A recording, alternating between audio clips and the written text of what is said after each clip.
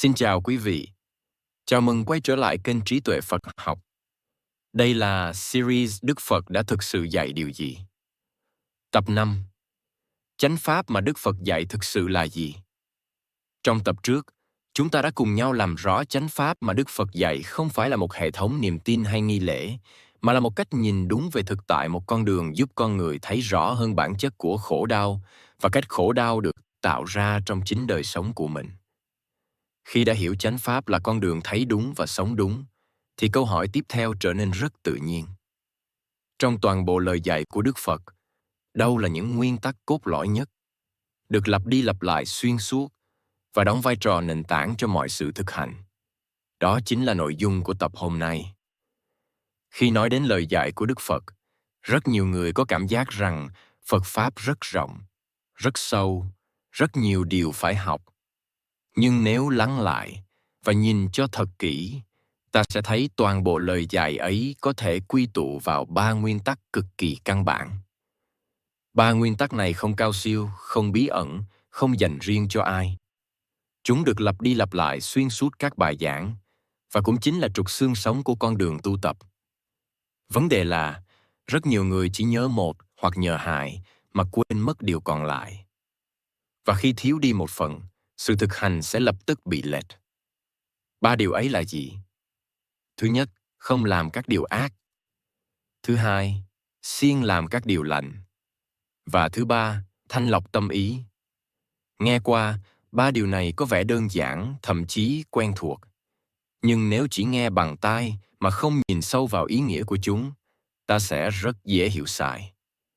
Không làm các điều ác không chỉ là không phạm luật, không gây tội lỗi theo nghĩa thông thường. Trong lời dạy của Đức Phật, ác bắt đầu từ những trạng thái tâm gây hại, thấm, sân si. Khi tâm bị chi phối bởi những trạng thái ấy, dù hành động bên ngoài có vẻ vô hại, bên trong vẫn đang gieo mầm khổ đau.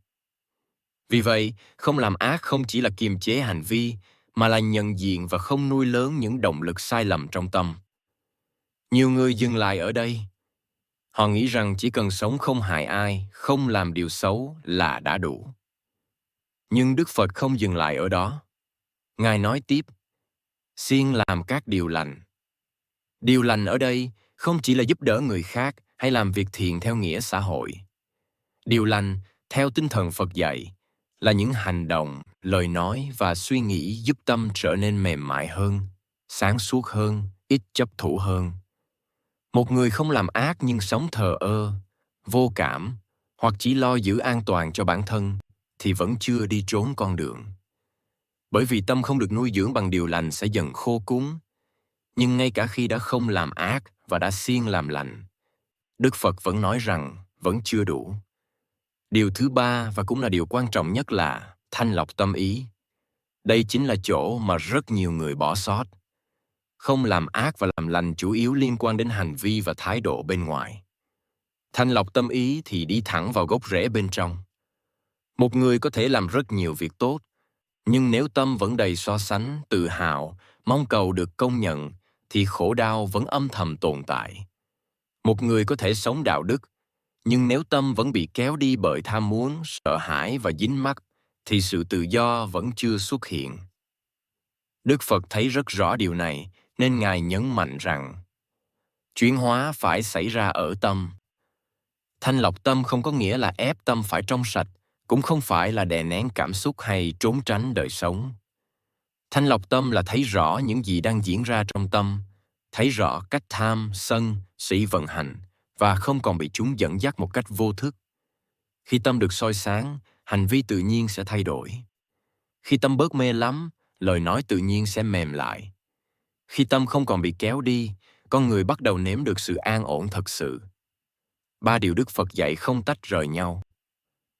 Không làm ác mà không làm lành, thì tâm dễ khô cạn.